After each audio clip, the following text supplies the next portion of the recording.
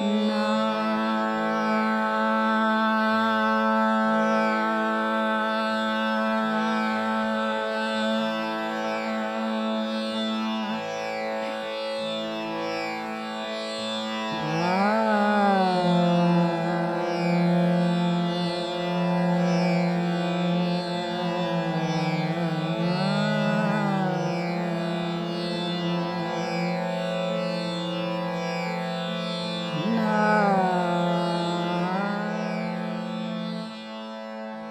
मी सांगलीचे, माझं गाव सांगली आणि माझे वडील तबलावादक होते. तर माझ्या घरामध्येच म्युझिकचं वातावरण होतं. माझे आजोबा तबला वाजवायचे. म्हणजे प्रोफेशन कोणाचंच नव्हतं, पण अभ्यास त्याचा चालू असायचा. आणि म्हणजे मी जस्ट अगदी लहान असल्यापासून माझ्या वडिलांना खूप सतत रियाज केलेला किंवा म्युझिकमध्ये असलेलं ऐकत राहायचे. कोणी चांगलेलं यायचं त्यांच्याबरोबर साथ केलेली. तर मुख्य ते रियाजात असलेले आणि खूप आनंदात असलेले मी खूप लहानपणापासून पाहायचे. हळूहळू म्हणजे अर्थात त्यांचीच इच्छा होती की मी म्युझिक शिकावं. आणि तर त्याआधी मी कथक शिकायला लागले आणि बरोबरीने गाणं पण शिकायला लागले. तर कथक एका ह्याच्यापर्यंत शिकले, नाही असं नाही. पण मग नंतर लक्षात आलं की गाणं जास्ती आवडतं आहे माझ्यापेक्षा. त्यांना लक्षात आलं की आणि मे बी हे असेल की त्या काळातले प्रॅक्टिकल प्रॉब्लेम्स असा होता की मला तिथे पुढे शिकवणारं कोणी नव्हतं कथक. मग कुठेतरी पुण्याला जा, मुंबईला जा, ह्याच्यापेक्षा ते म्हणाले की गाणं जास्ती. तर तिथे चिंतूबुवा म्हैसकर म्हणून होते, त्यांच्याकडे मी शिकायचे त्यांचं. तर अतिशय प्रेमाने मला त्यांनी शिकवलं की एक ख्याल गायकी कशी गायची.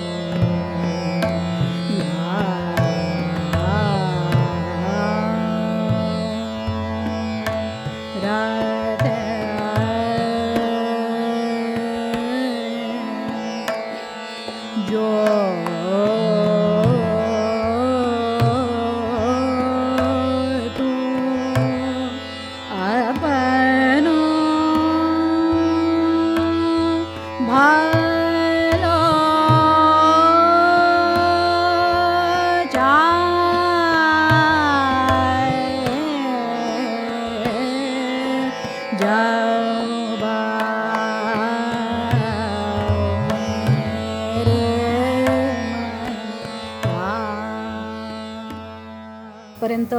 आणि मग ह्याच्यावरती मी बऱ्यापैकी माझे कॉन्सर्ट्स होत होते. कॉम्पिटिशन्समध्ये मी भाग घेऊन बक्षिसं मिळवत होते. हे सगळं झाल्यानंतर मग असं लक्षात आलं की आता पुढे जायला पाहिजे, काहीतरी अजून कुठेतरी शिकायला पाहिजे. मग त्यावेळेला माझे गुरुजी पंडित मधुसूदन कानेटकर हे रिटायर होऊन तेव्हा सांगलीला आलेले होते. हे माहिती होतं आणि माझ्या वडिलांना ते खूप चांगले आधीपासून ओळखत होते. कारण आकाशवाणी स्पर्धा ज्या वर्षी सुरू झाल्या त्यावर्षी नागपूर रेडिओ, त्यावेळेला आप्पा मी माझ्या गुरुजींना म्हणते, तर ते नागपूर रेडिओला होते. आणि त्यांना गजानन बुवा आणि आप्पा यांनी त्यांना की त्यांचं अंडर एज होते, वय पुरत नव्हतं, तरी पण त्यांनी म्हटलं की नाही ह्या मुलाला पण पाठवायचं. आणि तेव्हा त्यांना राष्ट्रपती पदक मिळालं होतं. तर ती रियाजाची जी परंपरा की माझ्या आजोबांनी ते हे केलं की नाही तुम्ही एकदा ह्याला ऐका. आणि तिकडे त्यांना मग पॉकेट डिक्शनरी असं नाव पडलं होतं. म्हणजे पण तिथून तेव्हा ते ओळखत होते. पण आप्पांचं असं होतं की इतकी मोठी व्यक्ती, कारण गुरुजी खाँसाहेबांकडे ते शिकलेले आणि इतकं सगळं असं, हिला कसं काय शिकवतील अशी एक खूप हे होती. पण एकदा असंच झालं की गजानन बुवा तेव्हा आले होते आप्पांच्याकडे. ते यायचे राहायला, असे 3-3 महिने राहायला यायचे. तर ते आलेले असताना एकदा त्या दोघांना घरी बोलवलं की या एकदा हिचं गाणं ऐका, ह्या उद्देशाने की बाबा कदाचित पुढे शिकवतील.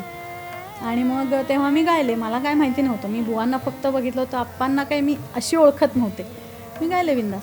आणि आणि मग थोड्या दिवसांनी बुवा म्हणाले, बुवांच्याकडे पप्पांनी म्हणजे वडिलांनी माझ्या शब्द टाकला की हिला शिकवायचं आहे आप्पांना, तुम्ही जरा सांगा काय तर ते असे पटकन मानणाऱ्यातले नव्हतेच. मग खूप दिवस झाले, मग मी आता पुण्यालाच जातो आहे, मग मी आत्ता नाहीच आहे, मग आता महिनाभर नकोच, असं करत करत करत जवळजवळ 6 महिने त्यांनी पुढे ढकललं. नाही नाही नाही करत शेवटी एक दिवस नाही हे जाऊनच बसले की नाही तुम्ही कधी शिकवताय सांगा. मग शेवटी ते म्हणाले ठीक आहे, असं करा, तू आता ही अक्षय तृतीया येते आहे ना, तर तू ये. त्यावेळेला मी 6 मे 1989 तेव्हा त्या दिवशी म्हणाले की हां तू ये. मग मला बसवलं. मग म्हणाले की ठीक आहे, मी आता तुला शिकवायला सुरुवात करतो, पण मी 3 महिने बघणार, तू केलंस, तुला मी शिकवतोय ते समजत असेल, हे करत असेल तर मी तुला पुढे शिकवीन, नाहीतर मी काही आपण तिथे थांबवूया. माझी काय बिशात, त्यांनी शिकवायला सुरुवात केल्यावर म्हणजे ते इतकं असं हे झालं की त्यांनी सांगितलं ते म्हणजे करायचं हा एवढं एक मनात ठेवलेलं होतं. तर त्यामुळे सकाळी त्यावेळेला मी जस्ट 12वी झाले होते. तर 12वी झाल्यानंतर मी आर्ट्स हे केलं, कारण पुढे नाही तर म्युझिकमध्ये मला इंजिनिअरिंगलाही मिळत होती ॲडमिशन, पण नाही घेतली कारण तिकडे जायचंच नव्हतं. त्यामुळे सुरू झालं सकाळी. मग मला असं सकाळचा रियाज करायला लावायचे, सांगायचे सकाळी आधी सा भर, षड्ज भरायचा, हे करायचं, ओंकार साधना. आणि मग साधारण 7ला माझं कॉलेज असायचं, 7 ते अर्ध कॉलेज करायचं, 9:45-10पर्यंत, 10 वाजता बरोबर. आणि ह्याच्यात एक गोष्ट सगळ्यात इतकी चांगली होती की सांगली गाव छोटं असल्यामुळे हार्डली 1-1.5 किलोमीटरच्या याच्यामध्ये माझं घर, कॉलेज आणि आप्पांचं घर, असा तो एक छोटा ट्रायंगल होता. It was very close to each and every place. So मग मी 9:45-10ला जायची त्यांच्याकडे. त्यांची अंघोळ पूजा वगैरे चालू असायची, तोपर्यंत मी सकाळचं पहिलं जे काय शिकवलं आहे तोडी सुरुवात केला त्यांनी सकाळच्या अभ्यासासाठी. आणि 1-1:30पर्यंत चालायचं. आणि तेव्हा सायकल होती, सायकलवर झालं की मी घरी जायची, जेवण करून झालं की 3:30-4 वाजता पुन्हा जायचं. मग पुन्हा गेल्यावर रात्री 8पर्यंत किमान. आणि सुरुवातीलाच त्यांनी मला ललिता गौरी सुरू केला. सकाळच्या म्हणलं, मला तेव्हा ललतही माहिती नव्हता, गौरी तर नाहीच नाही, कुठेच नाही. म्हणलं ललिता गौरी. ते म्हणाले, मी बोलायची तर बिशादच नव्हती, म्हणजे हिम्मतच व्हायची नाही की हे काय केलं आहे तुम्ही. मी आपलं विचार करत करत राहायची की किती वेळ आता मला यायचंच नाही, म्हणजे ते काय सांगतात ते काहीच कळायचं नाही. पण तोडीचा सकाळचा रियाज जेवढा सांगितला होता तेवढा मात्र मी घोटून करायची. आणि सकाळी मला त्यांनी सांगितलं होतं की तू कॉलेजला जायच्या आधी तुझा रियाज व्हायला पाहिजे.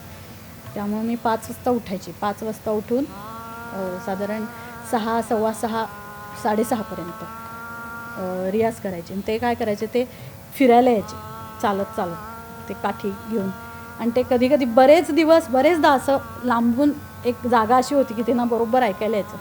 ते बसून तिथं उभं राहून ऐकायचे की हिचं चाललं आहे की नाही. मला इतकी भीती वाटायची, म्हणलं हे आले तर नको रे बाबा, आपण बसलेलं बरं. आणि मग यायचे. मग कधी आले मूड आला की यायचे, मग चहा घ्यायचे आणि जायचे परत.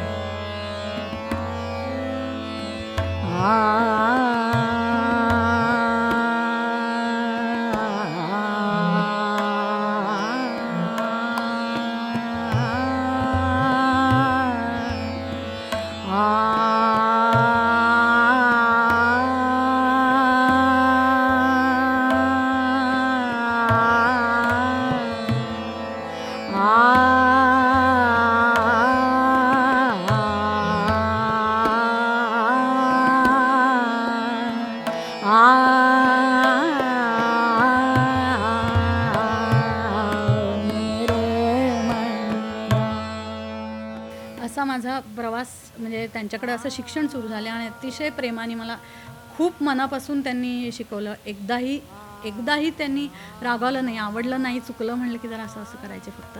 पण बस तेवढंच की समजून घ्यायचं की काहीतरी गडबड आहे. पण ते रागवत नाहीत ह्याचंच एवढं प्रेशर यायचं की अरे बापरे, आपण इतकं काहीतरी करतोय आणि ओरडत का नाहीत, रागवत का नाहीत असं वाटायचं.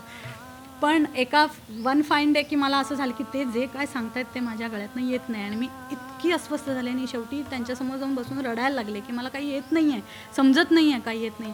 ते म्हणाले तुला येत नाही आहे, कळलं आहे ना, आता ठीक आहे, आता तुला हळूहळू समजायला लागेल मी काय सांगतोय ते. आणि हे म्हणजे मला नकळत त्यांनी ज्या गोष्टी माझ्या गळ्यावरती चढवल्या आणि ते एक मात्र त्यांनी सांगितलं होतं की मी सांगेच तोपर्यंत बाहेर कुठेही करायचं नाही, गायचंच नाही बाहेर. सो 3-3.5 वर्ष आणि मग त्यांनी स्वतःहूनच एक प्रोग्राम किर्लोस्करांच्या ह्याच्यात त्यांनी केला आणि तिथून मग माझे सुरू झाले प्रोग्राम.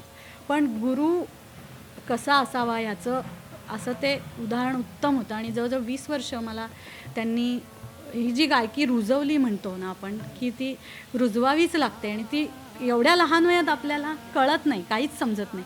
ते जे सांगतायत ते मनापासून करायचं, तेवढंच करायचं हा ठेवला की ती गायकी मग माझ्या याच्यात आली.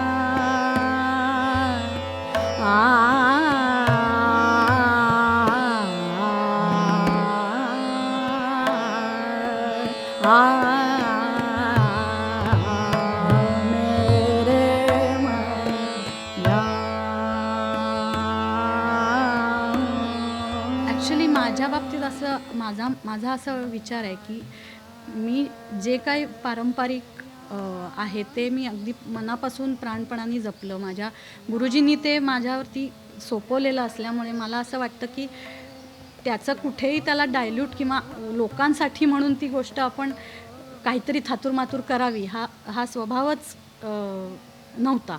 आणि हे करताना आता ह्याच्यानंतर माझं गाणं पुढं जावं म्हणून आत्ता मी शिकते पण अजून किशोरीताईंकडे पुढे माझं शिकणं चालू आहे. पद्माताई तळवलकरांच्याकडे मी शिकते. पण हे करताना मला ही गोष्ट पक्की माहिती आहे की लोकांना आवडतं आहे म्हणून मी काहीतरी माझ्या गाण्यात हे करावे, बदल करावे असं नाही. उलट मला असं वाटतं की जी ती परंपरा आहे, जी हे आहे ती आपण जर धरली तर लोकांना निश्चित ते गाणं आवडतं. म्हणजे आपण मनाने स्वच्छ असलं किंवा आपण ओपनली त्या गोष्टी लोकांना दिल्या तर लोकांना नको आहेत असं नाही. फक्त असं आहे की लोकांच्या नावावरती आर्टिस्ट लोक म्हणतात की हे लोकांना आवडत नाही म्हणून आम्ही करत नाही, नुसतंच काहीतरी इतर गातो. पण असं नाही मला वाटत की जर तुम्ही ही जी परंपरा आहे ही मी प्राणपणाने जपते आणि त्याच्यामध्ये माझ्या गाण्यामध्ये मी खूप अभ्यास करून पुढे जाण्याचा मी प्रयत्न करते. पण लोकांसाठी म्हणून माझ्या गाण्यात काहीतरी वेडंवाकडं करावं अशी एक तर माझी हिंमतही नाही आणि माझी इच्छा पण नाही आणि ते करू पण नाही.